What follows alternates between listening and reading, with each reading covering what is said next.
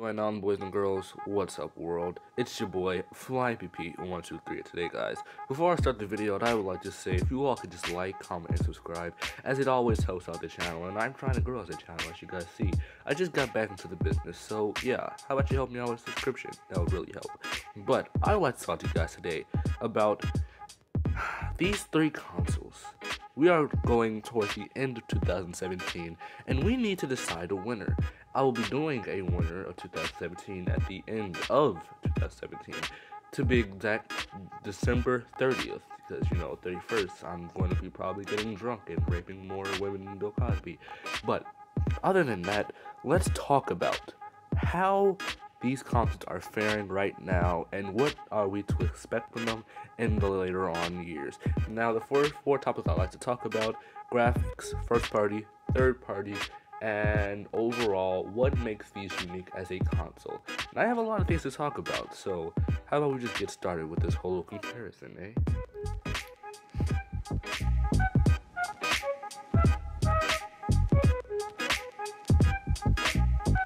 Alright, next up on the list, we have first party support, which we're going to start with the console that has the least amount of that, Xbox, which was pretty fucking obvious, because Xbox is one amazing faggot that tries too hard, like my dad, to come back in my life, but fails miserably.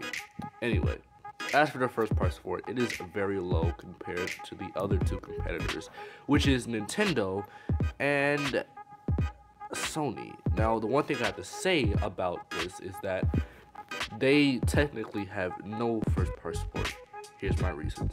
They share all of their games with PC, therefore making it like really no third party support. So everything that you have for Microsoft, you could pretty much just give them a PC for a cheaper price, which is not really cheaper price, but better graphics and all that. So like, why would I buy a low powered console compared to a PC, which I can buy for high quality and also better frame rates and all the other good shit like that. So yeah, but if you want to be that, we're not going to count PCs like that, so they technically still have some exclusives, so let's get into that. They have Halo Wars 2, which is coming out pretty soon. I don't know why the fuck they're doing Halo Wars 2 when they pretty much already have something of that fucking nature. It's called fucking Halo franchise, but you have to start to make something fucking new when it's really not new. I can see it like something like Halo Kart, like fucking Halo Kart, but it's not like that, so you don't have to start an entirely different game for an already formed franchise. It's the same goddamn fucking shooting, first-person shooter action that you're gonna get with a regular Halo. So to create a whole nother edition called Halo Wars 2, then make a goddamn sequel, you have to make the first part of it, then you have to make a goddamn sequel. It's just all so confusing. They can stop.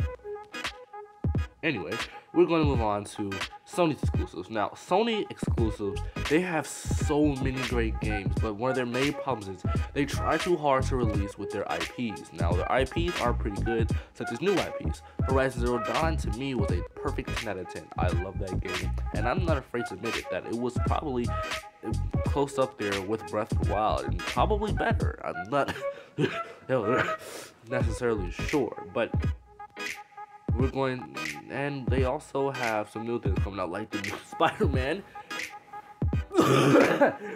Thank you, Spider-Man game, which is coming out in, I believe, sometime next year, along with the God of War 4 and Last of Us 2.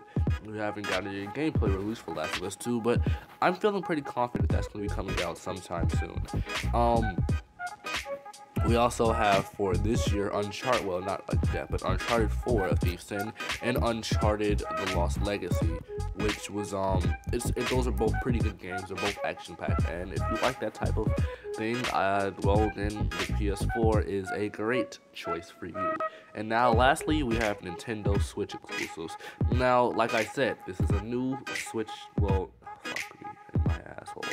Wait, Bill Cosby, get away! I was kidding. Damn. All right, but to just like really be honest, Nintendo, like the Switch just came out, so I was expecting them to have a lot of first party games, and they don't fail to impress. We have Legend of Zelda Breath of the Wild, Super Mario Odyssey, Metroid Prime 4 coming out pretty soon, a Pokemon game at release, well, not released, but was set to come out pretty soon, I'm gonna have to say Smash Bros. Because you can't have a Nintendo console with Smash Bros. Every generation in the Super NES era and NES era had a Smash Bros. Game, and I'm pretty sure that's going to be one coming out pretty soon. So I'm just gonna say that's quote unquote. We have Mario Kart 8, and not only that, we have Kirby Game and Yoshi Game, which are both coming out in like around January or in sometime later in the year of 2018. So for exclusives, this is my fanboy dick getting hard over this. I'm going to have to say Nintendo has the best exclusives, but that is just kind of for, I don't want to say child, but it's targeted for people who like platforming games and all that other stuff. Now, if you like first-person shooters and you're kind of getting old, then definitely Metroid Prime 4 will be your game because it's pretty much like a first-person shooter, and it's not all that kiddie action shit either. It is some mild violence, which kind of immerses you in the world like you're playing a actual first-person shooter game such as Halo. So that is their only kind of serious game in that nature, although it's no dicks going in pussies or anything. It is a fairly mature game, and I do like that about Nintendo. They try to have a more teen-based audience, but they do bring in some of the old viewers and also some new contributors, so I like that.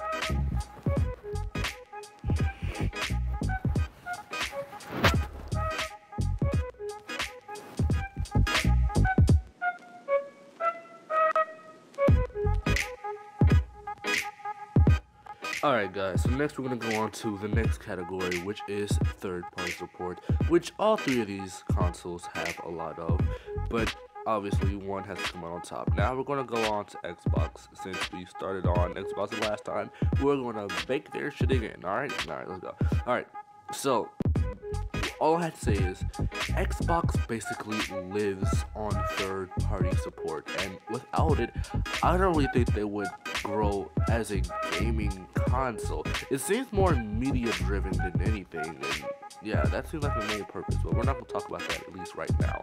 But yeah, basically, how I see Xbox is, I see Xbox as living on third-party support, and that's not really good if you're going to be in the gaming industry. We need something as gamers to see what is going to separate you from the rest of the consoles. Like, what can I get from you that I can't get from a Switch or a PS4? What separates you from all the other contenders? And that's something Xbox fails to see at. It still shows us a good reason, but it's just not as big as most people would want it to be.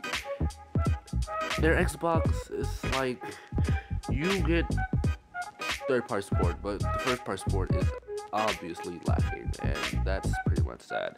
Now, as for Nintendo, third-party support, but overall, Xbox has pretty much good third-party support. It's not better than PS4, because PS4 gets pretty much everything, but they also get like little added details and stuff like that in there. So PS4 wins this match for third-party support. Xbox has a second for great third-party support, and also for Nintendo. Now, here's the thing with Nintendo for third-party support. Nintendo for third-party support, they're not doing so hot. They're not doing so hot, but they're not doing they're not doing so bad, but they're not doing so great either. Nintendo's recently did a partnership with Rockstar Games, which is pretty big in the gaming industry, and they're also doing something with, what do you call it? They're also doing things with Bethesda. Bethesda is helping Nintendo out a lot with their third-party support, like giving them games such as Skyrim, Wolfenstein 2, the new Colossus, and also giving us the Doom. I can't wait for Doom personally. I don't know what it gets on forces for Doom. I probably just gotta get Doom because I want to see what the first-person shooter experience is on the new fuck me, my ass shaky. First-person shooter for Nintendo Switch, but overall, Nintendo is not doing so hot in the third-party support, but mainly it's PS4, Xbox One, then Nintendo for the third-party support.